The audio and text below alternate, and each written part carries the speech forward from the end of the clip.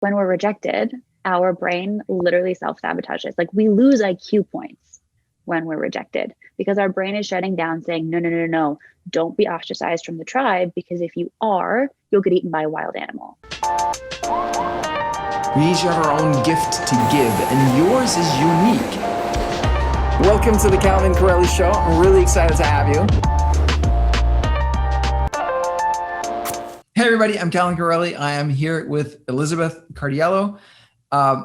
Elisabeth and I have been connected for a while. We met here. You're here for a mastermind dinner at my place recently and really hit it off. We had some phenomenal conversations. So I wanted to bring those conversations to you guys in the audience because Elisabeth is a phenomenal person. She has an incredible story, and I think you're going to come away with a new perspective and new conversational tools. So let's get into it. So Elisabeth, give people a brief sense of your background, your journey to where you are today. Well, first, thank you for having me. Brief history of my background. I was born in Brooklyn, native New Yorker, which is something that I feel like people kind of look at me like I have 10 heads when I say. And I was the daughter of an. I'm here in Brooklyn, and now you're in Boulder. Like, what happened? Where did you go? We miss you. I kind of do miss New York too. Only temporarily here. But I was the daughter of an entrepreneur. So I grew up hearing things like what the mind can conceive, the mind can achieve. I grew up just tinkering with things and trying things and being told, like, if you want to, it's going to take hard work, but you can. And I never really thought of myself as, a daughter that might be able to do less than if I was a son. Like, I never thought about that. I never thought about, just not, if I wanted something enough, I knew that part of it was my own belief and part of it was how hard I was willing to work. And I don't know, that's just how I was raised. And I was also raised in a weird, so it was an Italian family. So we'd sit around the table for hours, like hours and hours and hours because of our coffee pot, which became my business later. And the questions that we'd ask and the way that we would have conversation was specific in a way that I didn't really realize then, and only realized after I got older and actually experienced conversations outside of one's family. And in these conversations, we really questioned everything. And it was always, okay, wait, this is what everyone's talking about, but what's the root of this? Like, we're talking about the symptoms. We're trying to cure the symptoms. Like, we're trying to cover up the symptoms, right? But like, why are the symptoms happening? And so much of what we talked about, I was like, 6 to 8 to 10. And we were talking about human dynamics and leadership and psychology and we weren't addressing it as a topic, right? We were just, what do you think that person was feeling in that moment? Like, what do you think they needed in that moment? And so I thought that stuff was normal. And so fast forward, played soccer in college, did business school, did Wall Street for a while, and was just wildly unfulfilled. And fast forward, lost my dad, who was this huge figure in my life. And I was still working at a hedge fund at that point. And I learned a ton about people, and I'm grateful to have had the experience, but I hated all of life. And I didn't feel creative, and I didn't feel like myself. And so, after losing him, I, had to handle all of like family business stuff and life stuff and take care of my mom, and how do you pay her mortgage when there's no income, and all of those sorts of things. But ended up, this is a crazy story in itself, cleaning out my dad's old office in Brooklyn. And this place, I don't know what the 60s smelled like, but if I did, I'm pretty sure that place still smelled like the 60s in the year 2010. And it took 6 months to clean out. There were all kinds of things. I think Italians are hoarders by nature. I think that's just what they do. Like, oh, I can use this later. No, Dad, you're not going to use a wheelbarrow full of nails later. You're not. You're just not. And so I opened the door to what he always called the inventory closet. And I was like, cool, like I'll find things from all of your businesses, and, some that worked and some that didn't, and like stationery from all of them. And what I was met with was a wall of boxes of this coffee pot that we, used in my house. It was my 5th grade science project. Like, he talked about this thing ad nauseum. And it's what literally kept us at the table for hours together. And so I said, cool, like, Christmas presents or wedding presents for friends for a year. Great, done. What's next? And thought that it was a 4x4 closet, right? Turned out that it was the door to a warehouse. Like the building went back.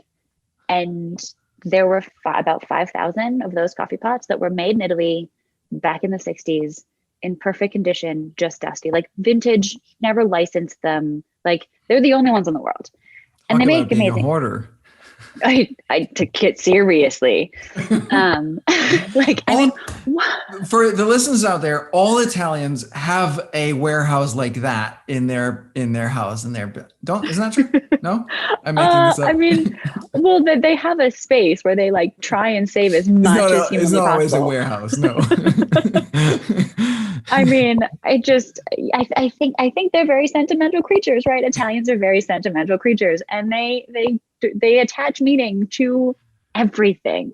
Yeah. That's they want to save it all.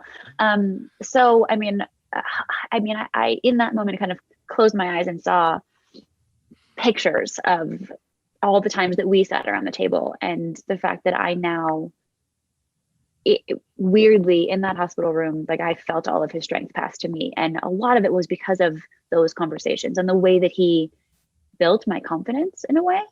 And so there was a part of me that was like, even like, I mean, I always believed that we have a problem in this country where we don't sit at the table together. We don't have breakfast together. We don't have dinner together. And like, that's, I mean, what do kids need? What is safety, right? Like that, like having that ritual, having that secure base is something that's really important as you go through life. And so many of us are just, we're too busy. What kid has this practice or that? And like, we don't prioritize it. So I saw all those moments where we did that. And my only thought was, if I can give the opportunity to have those moments to, I mean, how many were there? 5,000 or so, 5,000 other families. I need to find a way to find good homes for each of these coffee pots, because if they can do that for them, I'm in. And knew nothing else. And everyone's like, that's not a business, which that's not a business model. You have 5,000 something and then you're done. Which true, also true. I just like found myself sharing the story because it's so weird and sentimental, and like ended up giving a TEDx talk. And I mean, someone was kind enough to comment on my TEDx talk saying something like, her story's not as interesting as her dad's. And I was like, yeah, I know. I wouldn't say that it was. I mean, the thing was, my ego immediately was like, this isn't yours. You didn't do this. You're doing this to keep him at the table. You're doing this to keep him present because you need him still. And I didn't care. And I knew that I would add things to it, but there was some part of me that I didn't have science or description for or logic around, but it was just like, this is the start of you. Just go. You don't have a business plan. Just go and figure it out. So I made a line of coffee, started selling, a line of coffee that's roasted for the Unimatic. And so I guess back up, I feel like I'm taking too much time for this, but this is actually very interesting. Coffee is supposed to be roasted for the way that you brew it. That's why American coffee is generally so bitter, because we roast it and then brew it in 900 different ways, a different way every day. And it's not how it's meant. I mean, think about it like a little science experiment. It's a chemical process. So technically you're supposed to roast coffee for the way that you brew it. So that's what we did. And then started finding good homes for these Unimatics. And I found my passion again. We started having, what do you do over coffee, right? You have conversation, and kind of found myself through that experience. When I started like YouTube streaming a couple of years ago, it's called. I love it. Yeah. So as you know, I don't actually drink coffee anymore, but I love the concept. You can. I know. I love it. I love it. Yeah. But yeah, I guess from there, just started realizing what was important about conversation, and that we weren't asking the right questions, and sort of by accident started or co-founded an education company around building confidence in young women, particularly young women entrepreneurs, and realized that the methodology that we built was predicated around the questions we asked and the way that we allowed people to answer. And so that framework became what I now call Brave Conversations Over Coffee. And interestingly, it was one of those things that I had been doing, but didn't really realize that there was a process around it, and then put more process around it. And then kind of, I was trying to figure out, like, Elizabeth, you can't do two things. You can't do education and taking young women in college on, spring break retreats and such, and be running a coffee company. Like, you need to put them together. And the way that actually happened, one of my mentors, I think you either may know him or I mentioned him to you. Seth Godin is an author and a marketer, and I was lucky enough to meet him at a conference, and we ended up becoming closer.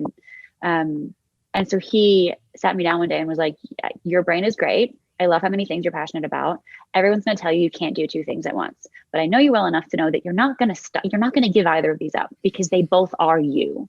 So what I need you to do is create an architecture by which you can do both. That is my ask of you. This is my challenge to you. Go. And it took me a year and a half. But it feels like it all kind of came into alignment at once. It kind of feels like it came channeled through me, and I'm just the person that puts it into the world. And I mean, the framework is rooted in neuroscience, but when I wrote it down, I didn't know it was rooted in neuroscience. I just wrote it down. And then I started researching, like, is this a thing? And then I started realizing that there was actually a lot of science behind each one of the things that I was saying, and the structure that I just so naturally created. And I mean, it's drawn from things like hostage negotiation. There's a funny story behind that too, and neuroscience and positive psychology, and a lot of the things that I would do with my dad or to my dad. He had heart surgery, multiple heart surgeries, and he had aneurysms, aortic aneurysms. So that essentially means that when we think aneurysms, we think brain. But this is on the largest artery in your entire body, right? So, like, the thing that all your organs are connected to. And so if you have an aneurysm there and it bursts, you're a walking time bomb. Like, that can't happen, right? So he had to be very aware of his blood pressure. And I knew from a very young age that the way that I listened and the way that I responded could send him in either direction. And if I could harness my own emotions and I couldn't always do it because I was a kid, but I could tell when I was in a space where I could do it and, like, purposefully do it. And I didn't know that was a thing until recently. So I mean, now I get to kind of do the stuff I've been doing my whole life. Wow. And so the framework that you built is the brave framework. Yeah. Mm-hmm. So essentially, I mean, this is what I find so fascinating, because I've started doing having conversations about politics and, like, about this particular election and the candidates and stuff with people that see the world differently, because I want to model for people and help show people how you can respect and love someone that you disagree with politically, right? Because, like, it seems like we've gotten a little away from that, like, in some places. And so I'm thinking that your framework could be super helpful for people, especially, like, we have a Thanksgiving holiday coming up, and you're gonna sit down and yell at each other like you always do. No, you are not. You are gonna use the brave framework. How does it work? Yeah, I mean, I think particular parts will be really helpful for people. I mean, and I guess some background, it's rooted in, part of what it's rooted in is hostage negotiation. So my dad was in intelligence for some period of time. I don't really even know how long. So it's rooted in, what did you say? Hostage negotiation. Hostage negotiation. Gotcha. Yeah. Yeah. And I didn't ever really put that in the same bucket as intelligence. I didn't really ever think he knew that until I met a mentor of mine. So when I gave my first TED talk, I think he was the oldest presenter and I was the youngest. And so we kind of just became fast friends. He had just had hip surgery. And we had lunch together, we practiced together. And his talk was about, he was a hostage negotiator for 40 years. And his talk was about hostage negotiation and losing his son. And mine was about coffee and losing my dad. So it was just we had so many similarities. And I ended up going to his high performance leadership program, and we ended up becoming fast friends. And he was one of the ones, and one of the other leaders of this workshop, they actually sat me down and said, you communicate differently, you see things differently. Like, why? Like, what is it about your path? Like, why do you do that? And I didn't say anything about, oh, my dad was intelligent. I didn't think that was any bit of anything. And later they almost hit me in the face when I was like, oh, I know my dad was intelligence. And they were like, he was trained in hostage negotiation. Like, there's a reason why you communicate and you literally follow the steps of this framework without even knowing what it is. And it was funny. It was funny because it took a while, because they'd been asking for days.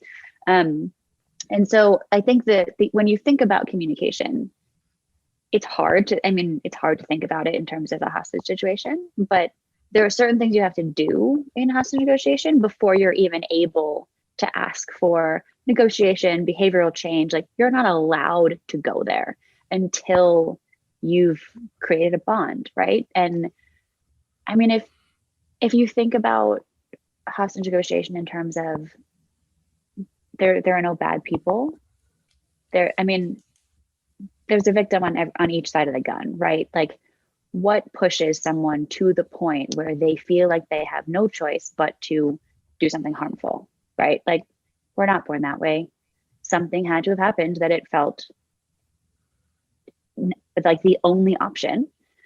And so when you think about humans and what drives them, so much of it is our ego. And in terms of having conversations, when you think about put yourself in, hopefully you'll never have to, but think about it in terms of hostage negotiation. Would you ever look away from that person if you were talking to them? Would you ever look away from someone taking hostages? Like, if you were interfacing with them, would you ever look away or scroll? Would you keep typing if they came in the room? Probably not, right? So the problem is we do that with people. We do so many little things that make them feel insignificant. And when conversations really matter, ideally you're more focused. And the reason, the underlying reason for why that's important is because something called active listening is part of our framework and is so important. Active listening it's listening, not waiting for your turn to talk. It's actually listening. It's not about you. It's listening for the sake of hearing what the other person is saying. And the interesting bit of it is that you can listen with your entire body, right? Like, you can listen with your eyebrows, but we don't. When someone talks to us, so often we're scrolling, we're doing something else, we're typing. We don't even acknowledge that they come in the room or that they're saying something. And when you don't look at their faces, what's happening in our brain? Our brain and our facial expressions are probably one of the most linked things. We're feeling things based on what we're seeing in other people. And so much of it is unconscious. And you can pick up on someone's change in emotion if you're looking at their face. But if you're not, you're going to miss that cue. And so often it's just a function of we're not actually actively listening to anyone. And we're either waiting for our turn to talk because we want to be right, we're too busy and we're trying to multitask, or we haven't actually slowed down to just be present. And it's unfortunate because we sort of do this thing where we tangle our own self-concept up in how, so if I believe that I'm good and you believe something different from me, well, then that means for me to be good, you have to be bad, right? It's this othering, this bifurcation of belief that we do because it makes us feel safe. And we don't really, Brave Conversations was intended to help people untangle that self-concept from, oh, wait, what's beneath that belief? Like, what is it about that makes you feel safe? If Brave Conversations is rooted in neurological safety, what is it about that belief that makes you feel safe? When we get to the bottom of it, when we're not addressing the symptoms, when we get to the root of it, humans have all the same needs.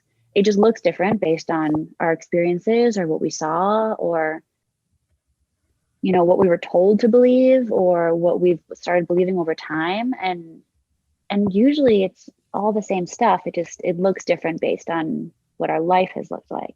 So, I think looking at people when they're talking and just stopping what you're doing and completely giving your entire attention to them is so simple and also so challenging Like you don't realize that your hands are always moving, that you're always reaching for something, that you're constantly looking away. If you can just focus on that person and give them your full attention, what also happens is that they will probably feel more heard, and that'll allow them to share more if they feel safe. So people always say, brave conversation is cool. Like you're like the Brene Brown of coffee, which I love. I love. But I always have to say, like, I love that. And I'm not asking anyone to be vulnerable. I can't do that. If you want to be, you will be. But what it feels like my job is to create a space where you feel safe enough to share something if you feel called to. And like, we can't control other people, right? We can't ask someone to be vulnerable. You can't roll up at Thanksgiving dinner and say, like, I want you to tell me all of your hardest stories. Like, it's not going to go well. But if you just attempt to control yourself a little more and approach things with the thought of, I can only control me, and you're allowed to share as much or as little as you want, and that's not my business. My business is to be intentional in how I show up and allow you to do whatever feels good for you. And when we give up, I'd say, the need to be right, or the belief that we need to be right, and step into curiosity, that's where actual wisdom and truth and compassion, like that's where all of the goodness lies, right? Like, but the moment we step into, nope, if I'm not right, then I can't listen, or I can't love you, or I can't be in the same room with you. Like, if we're not willing to ask, hey, where does that come from? Like, you feel really strongly about that. I'd love to know more, because it comes from somewhere. People aren't crazy. Yeah. Yeah. That's my approach. I really appreciate what you say, because like I'm terrible at that as well. Like, making sure that I look, and like my wife is gonna love that we had this conversation today, no question. Because I was like, yes, all right, yeah, I hear you. I mean, I can totally see it, right? But for me, it's about like, I'm super curious. I don't need to change anyone's minds about anything, right? Like, I mean, that's not my agenda. I genuinely want to understand, why do you believe what you believe, right? It's the whole house of cards of like, this belief builds on top of that belief, on top of that belief. And like exploring that vast network of beliefs, I find like endlessly fascinating. Yeah. I mean, so another tip to use around the Thanksgiving table, or, whatever table, when you frame something in terms, you could have the best intentions ever, but if you frame something and you say, hey, why do you think that? Your intentions are like, I want to know more. This is beautiful. This could lead to connection. The moment you say why, someone feels like they have to be defensive. And it's fascinating how different the responses are when you say, hey, why do you think that? It feels like I'm challenging you, and you feel like you have to defend yourself. Whereas if I were to say like, oh, that's really interesting, tell me more about like the importance of that, or like what made that so important to you, then you get to story tell. But if you're saying why, it's like, oh, well, maybe she thinks I'm wrong. Maybe she thinks, and none of it is conscious. All of it is unconscious. But our deepest fear is to be rejected, right? So, I mean, I think it was 2001, the Surgeon General said the greatest threat that we have is not like gang violence or drugs or whatever was the thing back then. It was rejection. Because when we're rejected, our brain literally self-sabotages. Like, we lose IQ points when we're rejected, because our brain is shutting down, saying, no, don't be ostracized from the tribe, because if you are, you'll get eaten by a wild animal. Like, that's death. Being alone is death.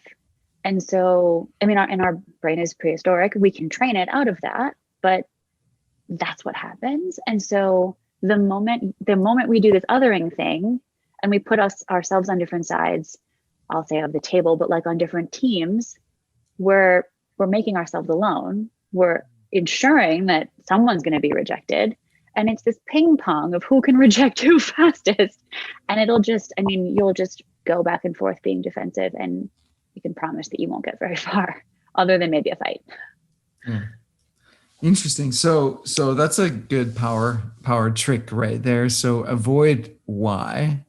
Yeah. And would you want to avoid what makes you think that, or No, I mean, like what? the goal is to, why just feels like it's a challenging word. Like, Mhm. why do you think that? So you're saying why, when I say why, you feel like you might be rejected if you give me the wrong why or not a good enough why. Is that?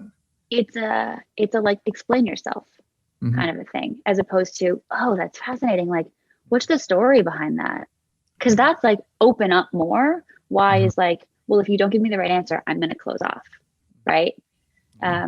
And it's silly and it's not intentional. Mhm. It's completely semantics, but it's so unconscious that Mhm. there's, if we're sensitive about a topic, we just innately shut down. And and what the brain does when you feel so, I mean, another interesting thing to be aware of for yourself is the way that your eyes, like the way that you're looking at someone. Like we can be looking at someone in this like very diagnostic, like interesting, tell me more. Like we're, we're asking them questions. We can be very interested. We can be very loving, but you've probably experienced it before with someone that they have the best intentions. They're lovely humans, but the way that they look at you, you feel like you're getting the third degree, and you're like, Mhm. uh, Right. okay. But what that does to our brain is we feel that judgment and it shuts us down. Mhm. And you either, and it, okay, so the other side of it is when you look at someone with a more softer supporting gaze, it opens them up, because what our brain is constantly doing is saying, I'm looking at you and saying, am I okay? Are you with me? Am I all right? Like, Mhm. because the way that you're looking at me will tell me, like, is the mirror to me of my goodness, or my your acceptance of me. um and so, I mean, something interesting that the brain does is like, have you ever seen anyone like kind of when they shut down, you see that they go dead behind the eyes, and it's like there's no feeling, there's no emotion. Yeah. There's a part of your brain that actually plays dead. So like depending on your neurological safety response and how the other person is accepting you or holding you, your brain may just end up shutting down and playing dead, because it's like, this is hopeless. I don't know how to dig out of this. So I'm just gonna be, and like maybe it'll stop. And it's fascinating because I've seen it in life. Like I've watched myself do the wrong thing, and that happened with other people. And it's like, oh my God, this is real. Mm. So it's just Or you've just done knowing, something that where they shut down because you were like yeah, you accidentally did something that would trigger yeah, them. Yeah. Yeah. totally, Yeah. totally. Yeah. So for people that have these conversations, right? Create the bond, eye contact, focus, full attention, like friendly face. Don't ask, you know, be, I love the whole premise of, or approach of like, we're not trying to be right here, right? Like if you're Yeah. like, again, the Thanksgiving situation, right? Like it's not about you winning an argument, but if you come Mm-hmm. away from that like deeply enlightened about another person in your family, that's a pretty good thing, right? That's a pretty Yeah. amazing gift for both of you, Mm-hmm. to have. And the Bringing storytelling I curiosity. really love. Like, tell me more. Like, what's the story behind that? Mm-hmm. Yeah, I love that approach, because like the stories are what's going to tell you what's real, right? Versus the sort of the reflection on it, the analysis, which is always I feel like going to be some kind of a little bit made up and maybe trying to sound smart about things, Well, versus yeah. when you get into the story, it's yeah, that's the thing that actually meant something to me. Yeah. I mean, like the story is a more embodied reason, I guess. Whereas if you ask why, that person shoots up into their head and tries to cognitively make sense of everything that's happening. And Right. I mean, we feel things in our body first, and then we get an emotion, and then we create a story around it, Yeah. and then we rationalize it. And like, so Yeah. by the time the thing gets to your brain, stop. Like, you're not going to be useful. Shut it down. Like, it's not going to do anybody any good. Yeah. Yeah, There, it's just a bad plan. there's a study about like people got to choose between two paintings, one or like pictures. One was like a cute cat and the other was like something fancy, right? And then when people asked when people got to choose, most of them chose the cat picture because they're super cute. Yeah. And then when they went back and they asked them to why they chose, again, the why word, right? Why did you pick the one that they did? And then they've made it so that you could change your mind after after having made that choice, right? And then people chose away from the cat picture to the more like approved, like this is a very sophisticated, fancy. Right, exactly, right. Yeah. I mean, I'm not surprised. The moment you say why, people feel challenged. And I mean, and you don't mean it, right? Like so often we don't mean so many of the things we do. Another thing that I think is really helpful, as part of our framework, is presence. And that sounds super simple, but presence to me means not dive in. And if you share something with me and I dive in with, oh, I have a response to that. Here, let me help you. Let me give you advice. Let me fix your problem. Let me blah, blah, blah. So most of the time, especially in families, we don't share what's going on because either we don't want someone to dive in and fix us or try to, or we don't want to burden the person because we know they're going to dive in to try and fix us and we just don't want to give them stress. So we just don't say anything. But the problem is, so the way that our brain works, we don't want to be fixed. Our path to resilience is figuring it out on our own, but with what the research calls a trusted beloved by our side. So someone that we can trust by our side. We want to walk through the shadows with someone that we love by our side. They're not going to push us. They're not going to train us for the journey. They're not going to do anything but witness us and be with us, right? Like that's it. And so the sad thing is we think we're doing so much good when we're like, let me help you. Let me fix this. And it's funny because it's so much of ego because at once it's, I hate that you feel pain. I love you. I don't want you to feel pain. And I'm uncomfortable when you're feeling pain. So I don't want you to feel pain. Selfishly, I want you to stop feeling that because it makes me really uncomfortable. Yeah. And I had a moment when I after my divorce where I was talking to my spiritual teacher and it was like, I'm fine, but I know my ex-wife is in tremendous pain and like I'm uncomfortable. He's like, that is your pain. Oh, right. Right. It's my pain that I feel pain over her pain. Like, yeah, totally. So the best thing to do in conversation with your family at Thanksgiving is not dive into help or fix, just to say like, wow, that was really brave that you shared that. Like, thank you for sharing. Like, is there more? Like, what else happened?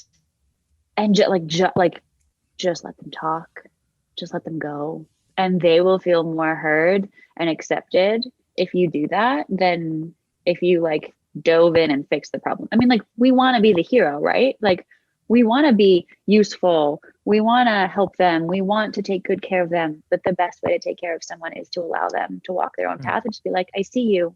You're good. If you need something, let me know. Like, what does support look like right now? Like, do you want to vent? Do you want to brainstorm? Like, are you in problem solving mode or are you just in like, I need to be mad about this mode? Because like, there's no right answer. But the moment you can say like, yeah, I understand why you feel that way. Or like, maybe I don't understand why you feel that way, but like, you're validated for feeling that way. Like, feel it. Go ahead. I'll be right here. Like, that's more powerful. And the bonus is you're not then carrying the weight that they are. And it lightens everyone's loads because it's like, you're not broken. You don't need to be fixed. I have full faith that you can do this on your own. I'll be here and I have full faith in you. And also, I don't have to be buried under your problems and everyone's problems anymore. So it actually makes it easier for you when you can just allow someone to be and just be present with them. And you can be totally happy and they're totally sad, right? That's you don't have to be sad with them. Or, right? Yeah. I mean, that's like, now we're just two sad people. Like, what's great about that? Yeah. That's blind leading the blind. I mean, I think, I can only speak for myself, but I think it's really healthy to think about it in terms of my only job is to stay in alignment myself. And there could be people that are happy, mad, sad, everything else around me, but that doesn't, I can want to support them. I can feel for them, but like it shouldn't change. Like I should be, I don't want to say in control, but like my alignment is on me. If I need something, that's on me. Like in terms of hostage negotiation,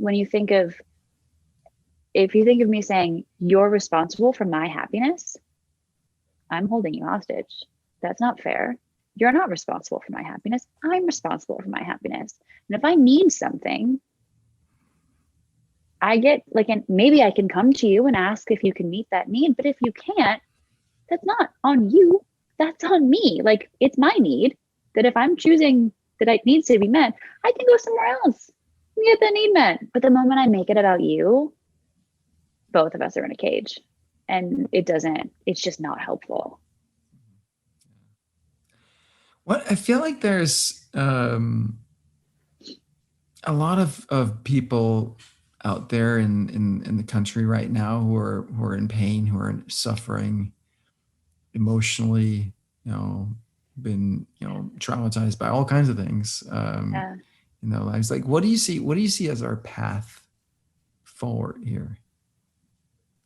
I mean, to me, it feels like we've been doing this othering thing for so long, and we've been in separation for so long that, I mean, if everyone can just start having, I mean, I'm going to say more brave conversations over coffee, but feeling safe with yourself. I mean, to lead us back to ourselves is what leads us to be in connection with others, right? Like if you don't have a relationship with yourself where you can say like, oh, wow, you messed up, or like, oh, wow, you're enough. They didn't, act in a way that's good enough, that's, up to standard. So you're going to walk away from that. Like if you can't keep yourself in alignment, you can't expect to be in alignment. You can't expect to be in healthy connection with another person. But I mean, I think just being able to listen to people and being able to generously listen is perhaps our greatest public service right now, because this is the first time in the world where, I mean, none of us have ever been okay, but it was so like you couldn't talk about it, that now it's almost like exactly no one's okay. We can name it. And now maybe we can say like, what are you needing today? Like, I mean, I have a text with a girlfriend, the text stream that's like, what are you needing today? And it's hard to name your needs because we were never taught how to unearth what the heck they are. But I think it's one of the best things you can do is just when you're in a space where you feel like you're able to do it, offer a listening ear and don't judge and don't fix.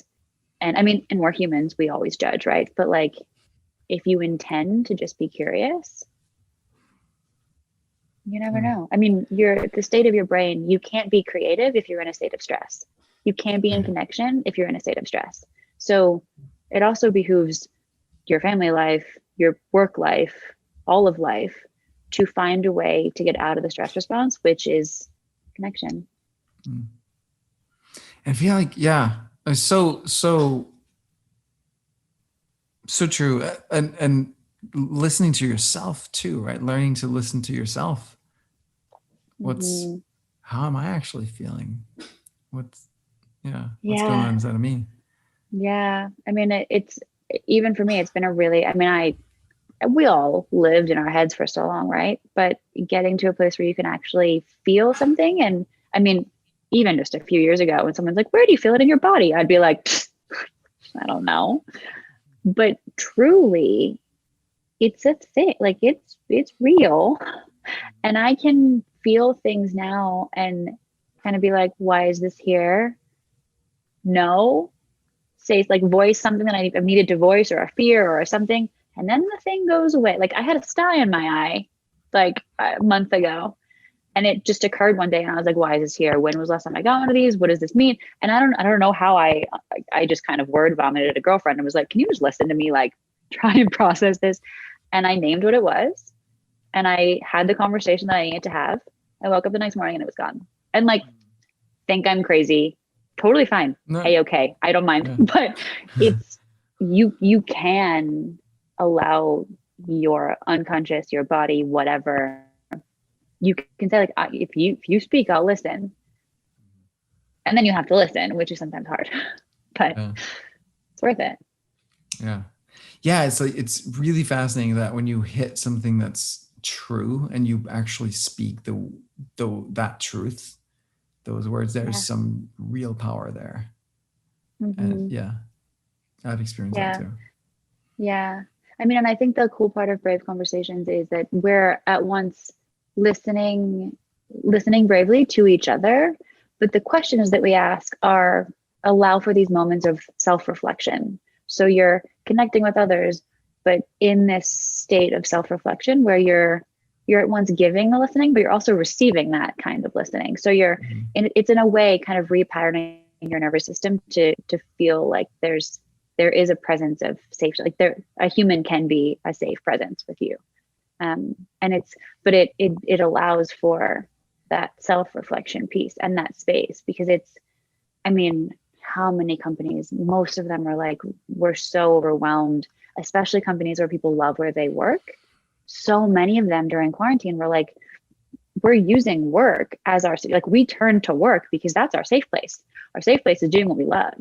And that's beautiful until your employees start to burn out because they're not taking care of themselves. They're just working. And I've seen so many teams just on the brink of collapse because they don't know how to self-regulate and they just bury themselves in the doing And because then they can't. especially, no, when you work remotely, right? Like this is just so much more important. Mhm. So we have like a few minutes left here. Can you walk us through the Brave framework? Yeah, I mean, I think it'll take a lot longer than Okay. 9 minutes. We should All do right. another episode. All right. Because I mean, there's so much is it science behind described it and online? explanation. Is there a Have you place we come can to a send Brave people to? conversation? I have not been to one. No. We need to figure that out because I mean, the thing is I can send you our like handout of what it is, Right. but without the explanation, I can tell you what the words Gotcha. mean, Yeah. but it Yeah. won't No. mean very much to you. No. I was thinking for the audience too, if there was like if there was a page on a website that describes what it is, or We're redoing the website. What I do have is I have, if you would like it, we'll figure out a way to do this. But I have a kind of like how to have your own brave conversation, Mhm. which might be really useful for people That's fine. around Yeah, that would Thanksgiving. be So perfect. yeah, like let's Yeah. send that to them for sure. Yeah. That's Yeah. great. Yeah. So what you mentioned that you're going to be working with the NYPD. Yeah. That's really I, exciting. You are working with them, or yeah. yeah. We're starting, I think, soon. I mean, we've been putting together the program first and we're piloting it first. But I mean, as a native New Yorker, being part of their path forward is just it's like no pressure.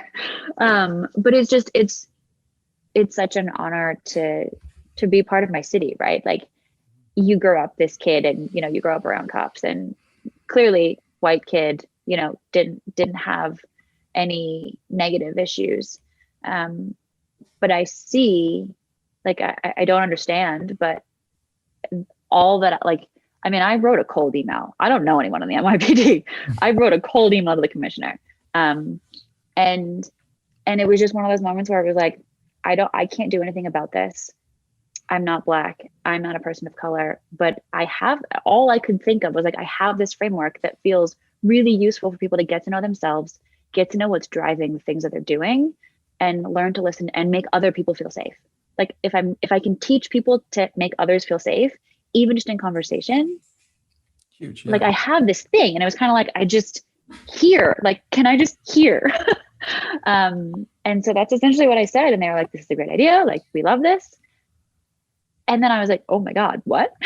Right. which is of course what happens anytime you're like, this is a stretch. But I'm really excited to, I mean, we have a lot of really amazing goals, and like future looking, like how they want to be seen in the community. And it is one of the most beautiful visions I've ever seen. And I'm just excited to be a part of it. So It's amazing. Yeah. yeah. Congratulations. I mean, Thank you. I see a common theme here that you're not afraid of, or maybe you are, but you reach out to people and you take these chances. You follow your gut instinct on it, and it brings you some really cool opportunities Thank you. and connections. It's one of those things where for a long time it was like, take all of the action, and it was about volume. And then it switched and it was like, no, only take the inspired actions. And those are the ones that tend to be like, yeah, you were meant to be in this place at this time. We'll give you this one. And of course, some of those don't work out anyway too, but it's one of those things where like when you really feel it, there's a reason you're being drawn to something, and maybe it's still going to be a no, which is fine. But it just felt like, I don't know, when things feel like they're like it's not about you and like it's only your job to put it into the world in whatever way possible. And like if that's not it, well then that's not the way I was supposed to go. So great. What's next?